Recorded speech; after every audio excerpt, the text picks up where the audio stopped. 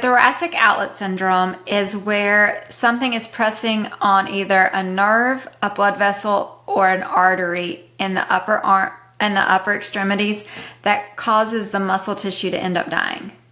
So my left arm was literally dying without surgical intervention because it wasn't getting the blood flow that it needed. Hi, and welcome back to Old School. Today we're going to have in class as our teacher, Brianna Barrett. She is the author of Hope in the Healing, a 40-day devotional journey through chronic illness. We have a good time talking about her journey, what she's been through, and how, sometimes the world can take a look at something when we, say what we have going on, and how they can give kind of a side eye to whether or not they think what you're dealing with is real. So we get a little transparent, and we drill down, and she gives us the scoop. And her book releases today, although this recording will be coming out probably a week later. You can pick it up on Amazon and Barnes & Noble. I'm on her launch team, so come on in to class and join us, and welcome Brianna.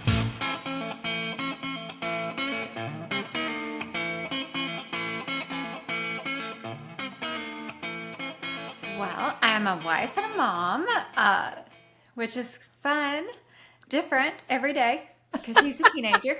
I never know which kid I'm getting. But my book is about chronic illness and the journey I've gone through for the last roughly 15 years. But it's been there my whole life, just diagnosed in 2012. Okay.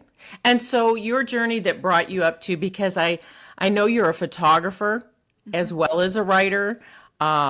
Where did that call come from, and what part in the journey did that play before you got to the part where you were talking about your illness?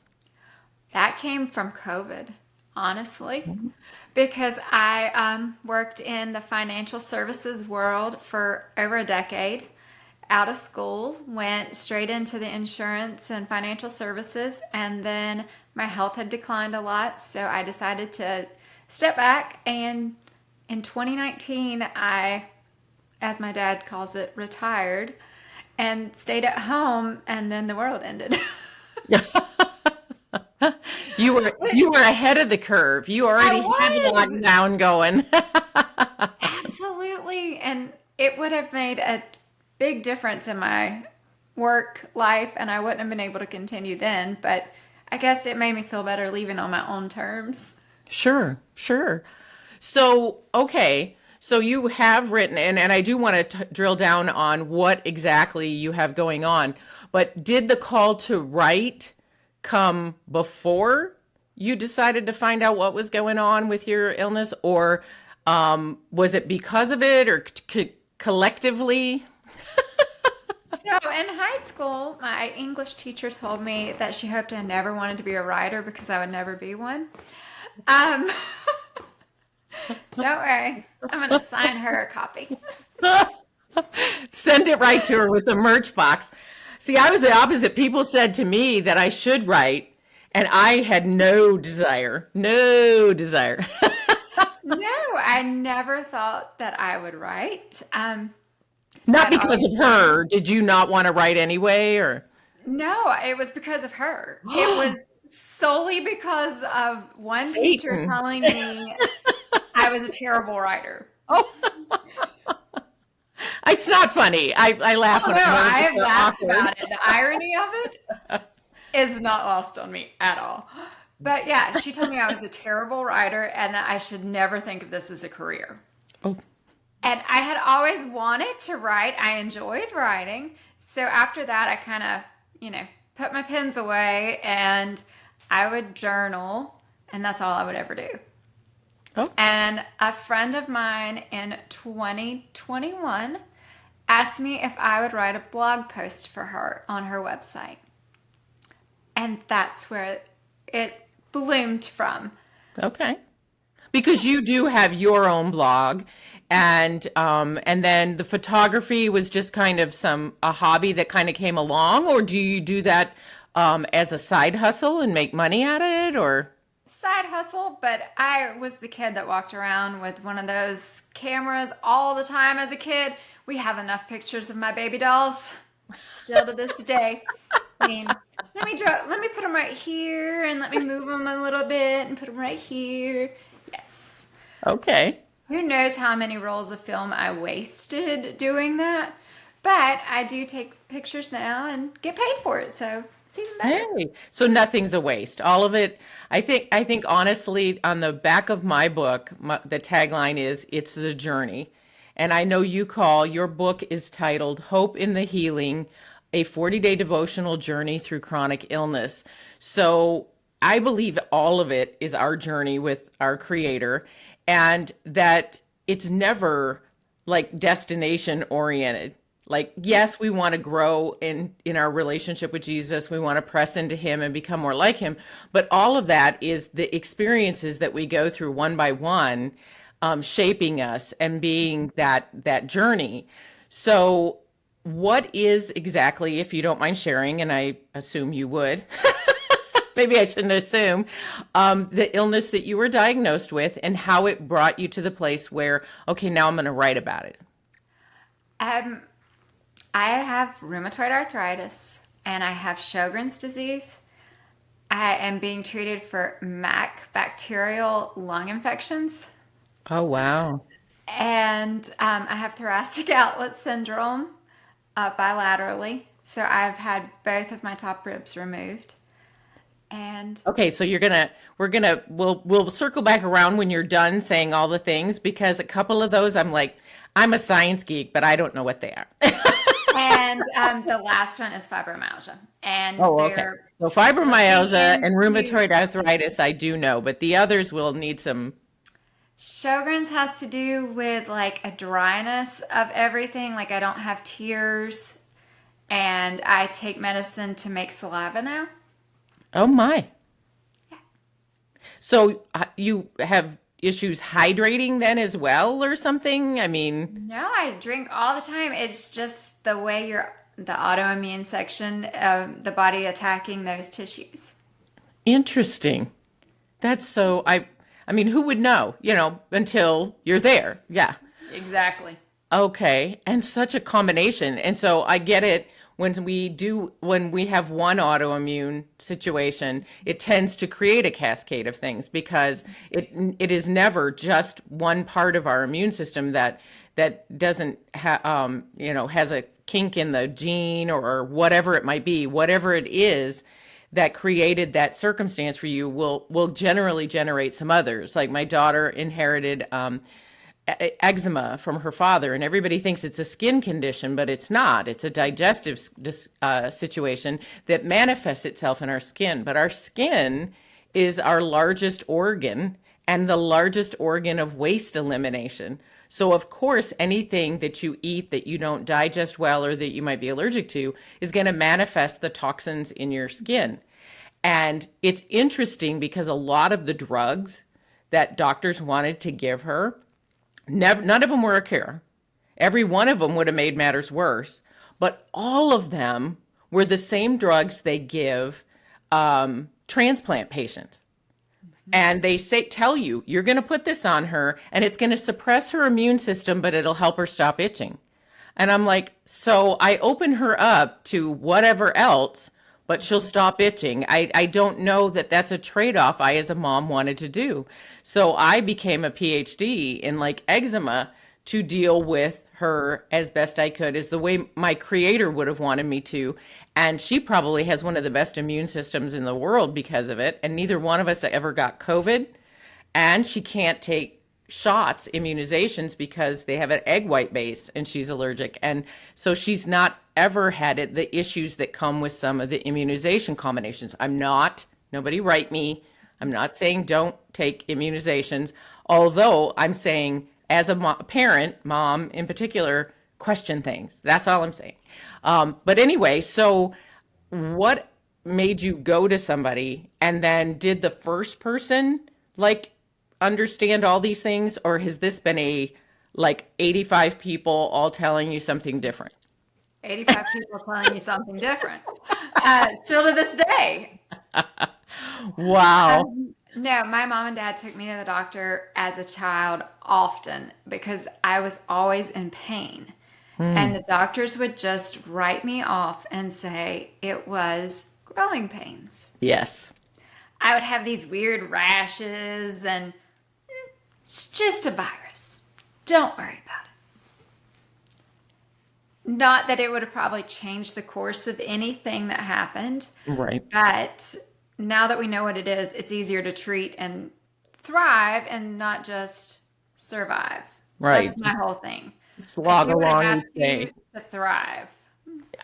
Yeah.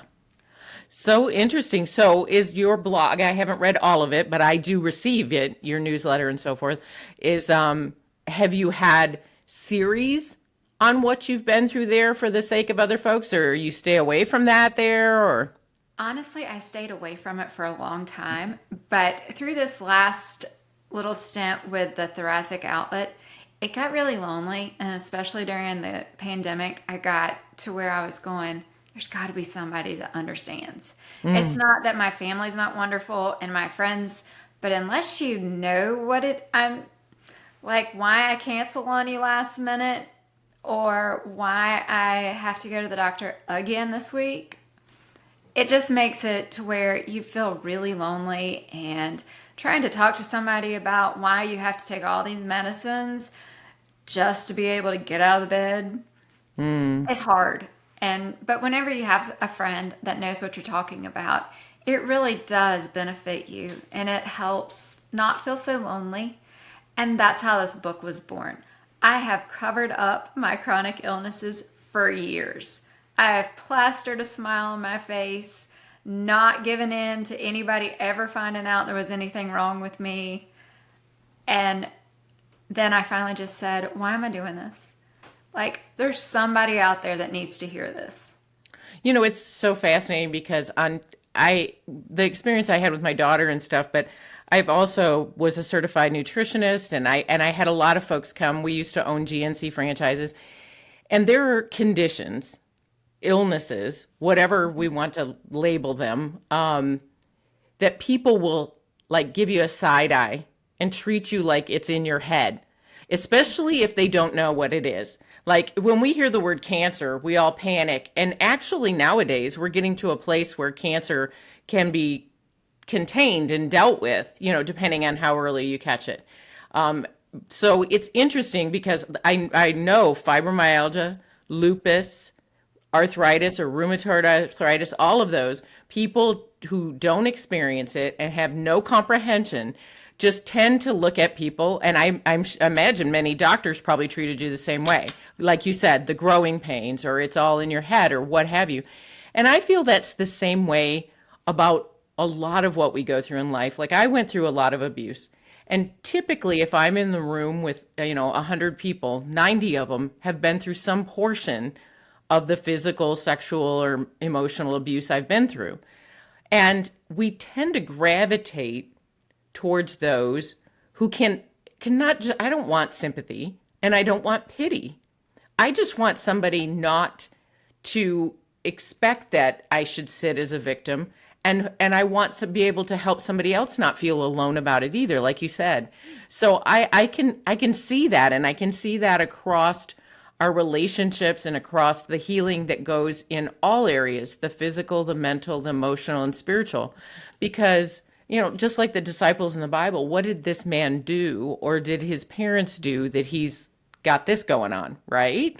And well-meaning Christians will be standing alongside you and be like, what part did you play in the fact that you got abused or what have you? And it's so disheartening because, first of all, that's not what we're called to do. We're not called to judge. We're called to love our neighbor as ourselves. And so I can only imagine the courage it took for you, and I applaud you for that, to come out and just talk about it, you know, because I imagine that, you're expecting those kind of responses. Yeah, and it's something that people will give you that look. There have been times where or they give you the unwanted advice. The you should try this supplement or you should try this new diet. And I'm going, really? Thanks. One more. Never thought of I bet you went to school for that. I mean, it's just so disheartening to constantly hear that. And whether they mean it or not, it's still like, it just kills you. Right. It makes you not ever want to say anything about it. I had a friend in high school whose mom had RA, and she showed me the side of bitterness that I didn't want to experience. And so Mm, that's one of the reasons that I wrote the book is that there are bad days. There are days that you just can't put one foot in front of the other. But there are a whole lot of good things in the world, and there are a whole lot of hope that you need to have. And that's what I want people to see, not just the bad part of it and the hard part. yeah, that's what I tell people is I don't want people to walk away from my book pitying me or feeling sorry for me or for themselves. I want to land that plane with them, and that's where my second book will come into a little more of the actionable steps. And so that leads me to here we are with your devotional, 40 days. And I know 40 days in the Bible and its meaning, but I would like to know where you decided on the 40 days, as well as what in there, because I haven't been able to read the whole thing, what in there are like the actionable steps that help you stay in the plate, not necessarily to cure what you have. I don't want to head down that rabbit hole because I'm sure there's 1,000 thought processes, but more to hang on to that hope or to see it or how to find it in the 40 days, if you will. It was 40 days because I turned 40 this year. Oh, And 30 seems like enough, but 60 seems overwhelming. 40 was like the mix that I wanted, but 40 is a significant number in the Bible, and it's included in the paperback version of the different reasons for 40. okay. But one of the main things was that I was turning 40 and I wanted to do this, and the ebook came out on my birthday. So it was How my cool. birthday present to myself. Nice. Well, and that's everybody's individual thing. We as Christians shouldn't assume that you picked 40 because of that, because of 40 days in the wilderness. But it can also have a little tinge of that meaning because you were out in the wilderness dealing with this, and it's time to come back and let the Holy Spirit, walk you through letting this work together for good, which is one of my favorite verses but you got to deal with the preceding verses about us pressing in to God and for them who love him and are called according to his purpose, not that he's just going to be like a genie and take everything that we go through and make it magical if we aren't leaning into him for how we're contending with whatever we're going through as well. So okay, we kind of went another direction, which was great, but that last situation where you said you had to have some ribs removed. What is that actually? I've never heard of that. And I mean, I've heard of somebody starting a rumor that Dolly Parton did that so she'd have a tiny, or some actresses back in the day did that to have a tiny way. And maybe they did, but that just seems like something you don't want to do unless there's dire situation here. So what is that? So, thoracic outlet syndrome is where something is pressing on either a nerve, a blood vessel, or an artery in the upper arm and the upper extremities that causes the muscle tissue to end up dying. Oh So, my. my left arm was literally dying without surgical intervention because it wasn't getting the blood flow that it needed. And it was those ribs that, I mean, because I get it, our spine has activation for all our body parts.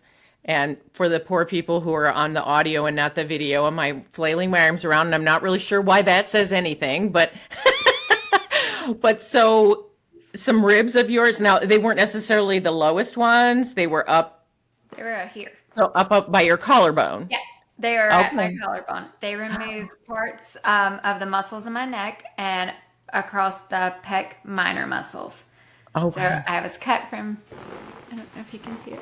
I Oh, have you two don't. scars on Okay. either side and then two right here.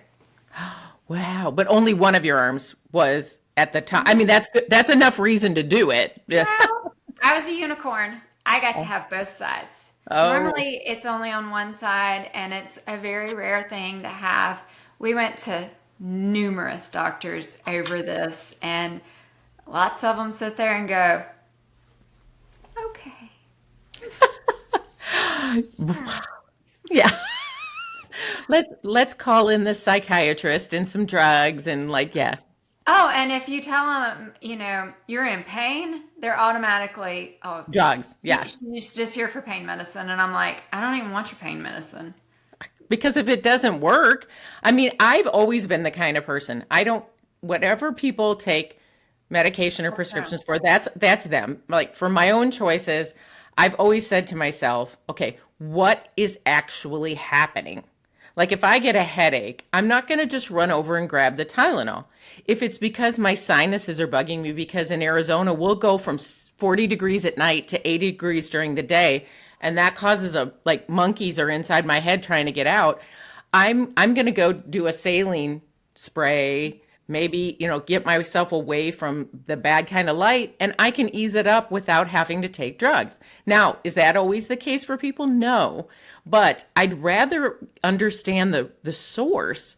And if you're not understanding that and all they want you to do is be so doped up you don't know what's going on, that drives me crazy.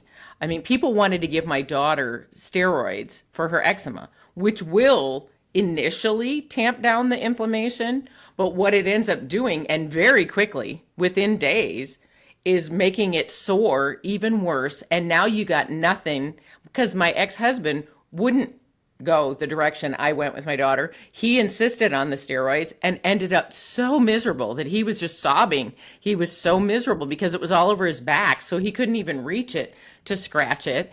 And so, if a drug isn't gonna fix it, and it could ultimately make matters worse, then I want to have a conversation with you. I don't want you to talk down to me as a doctor. I want you to just tell me the truth. I was laughing the other day at work. I'm in accounting. I do bookkeeping, and I'm on one screen, and on the other screen, I'll have some Netflix show on or whatever.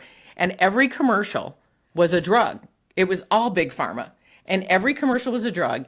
And I kid you not, 5 in a row drugs as one of their side effects was suicidal ideation.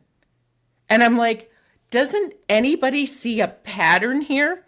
That how fixing anything with a drug that makes you have suicidal ideation is a good thing? It was just freaking me out. Like, why is that the side effect of every drug? There's got to be a common ingredient that's making that happen because I can't believe every medication would do that to somebody's mental and emotional state unless there's something, that it turns on or off. Well, that is fascinating because I've never heard of that, but of course I wouldn't because I can't even imagine like what the stats are on how many people in the world, number one, get what you have, and number two, are even ever diagnosed. How many people go to their grave probably just taking medication because they didn't know that's what it was, Probably right? more that so than have been diagnosed. I bet. I bet. Especially when people, if unless you're tenacious, unless you have some, like your family around you is willing to say, no, this is not in her mind. When she was young and before she could have even invented this stuff, because like when teenagers bring up stuff, sometimes you think they're just trying to get out of stuff. But the reality is, this started long before that for you. Well, I think it's awesome that you're transparent and you're willing to talk about it. What would you say and I mean, I'm sure you're in love with all 40 devotions, but like for somebody who's listening and the one that maybe they should start with, I mean, is it number one or is there one that like really kind of speaks to your heart that was precious to you for them to see the hope out of the gate and then continue reading your book? Day 6. It was the Okay. one I shared in the launch Oh, okay. and it's the reflection part. It's not just about chronic illness, but it was about how we have to sometimes turn everything over to God and sit it down at the bottom of the cross and then walk away. Mm. And it's really hard to do that whenever you don't feel good or you're going through something really terrible. But whenever you're able to do that, you can use different visualizations and things to help you process it and see the things that are causing you the stress and the worries. And that's probably one of my favorite days that I wrote about. Awesome. We'll make sure to highlight that. So in you make this, you say how long this journey is and how through COVID and stuff is when maybe you really started getting more of the drill down. Like when was that surgery for you that you just talked about? 2021 and 2022. Okay. Because you can't have them done at the same time. You have to wait 6 months in between. I would imagine because then you'd be unable to move and do anything, I would think, while Yeah. until that heals. Yeah. Wow. So to the folks that might be dealing with chronic illnesses that may be as extreme as what you're looking at, or maybe not, but nonetheless, what are the actionable steps along with maybe your devotion, but also that you walk through when you get up and there's a day where the hope doesn't feel as prevalent? Honestly, sitting in scripture and in prayer, because just refocusing off of my circumstances onto Jesus, it's a game changer for me. It's one that I have two verses that I am constantly going to. It's Psalm 23 and what I call my 911, which is Psalms 91. Oh, And oh, I love Psalm 91. and I'm constantly I have a biopsy on Friday of my muscles. So I will be in Psalm 91 all day Friday morning, just constantly going through it. And that to me brings peace. And there's peace and hope in all of it. It's just sometimes we have to refocus. Absolutely. Yes. Because it can be so hard. And I don't think that every single ache and pain and situation we go through is Satan trying to distract us or disable us. Now, some of it could be. But since the fall, there is disease, there is death. That is not how we were created. So we're going to go through stuff. And it's how we respond to it that makes it bearable and makes it work together for good. And I don't think that it's always that it's going to get taken away from us. It's going to be something that we need to have that mechanism, those steps that like help us refocus and help us get back in the game. And then I think the gratitude for the good days or for the good things that are happening too, so that we don't let our whole life, because there would be no hope if all we did focus on was on the hard stuff, I think. Yeah. So this is great. I love being on your launch team. I will, get this episode out while it can still benefit your launch. And I always ask every guest before my podcast ends, what their nugget is. What is the one thing that you wish you knew sooner or that somebody had told you sooner? I wish I would have known that it's okay to let other people inside of being vulnerable, because I didn't want to ever be seen as weak. And it's not a sign of weakness, it's more of a sign of I'm human, and letting somebody else in just helps you to heal some. Yeah. And saying your story kind of out loud and hopefully in a place where you don't feel I haven't had a soul give negative remarks at all since my story has been published.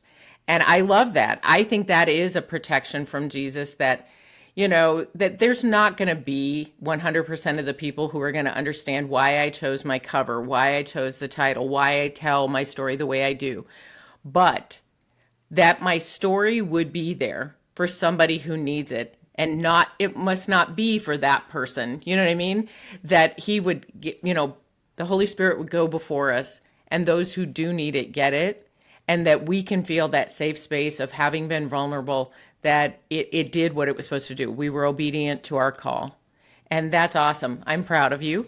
And congratulations on your book. And I will pray for you continually about your biopsies and about just that I get that every day getting up and asking for those new mercies, because there are a lot of wounds, not just physically, but there are a lot of mental, emotional, and spiritual wounds that can come along with the things that happen to us physically.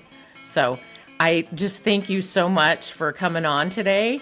And I wish you all the best as your book goes forward. I know that it will be a benefit to so many. I want to thank you for coming to class today. It has been an interesting conversation in regard to sometimes how in the faith community as well as in the secular community people can react to when we're walking through something. And, it's not always great. But when you can find that space where others understand what you're going through and still be able to be transparent about it and not feel like you're going to have any judgment passed, it's a great thing. So today was a good class. If you like what's going on here, you can, please go on and click the subscribe, leave comments. If you'd like to reach out to Brianna about, where her steps have taken her, or maybe if you're experiencing some of the same things she is, I think she'd love to have that conversation with you. So we want to thank you so much for coming to class today, and class dismissed. This episode of Old School with Michele Vrabel is brought to you by Skin Beautiful AZ.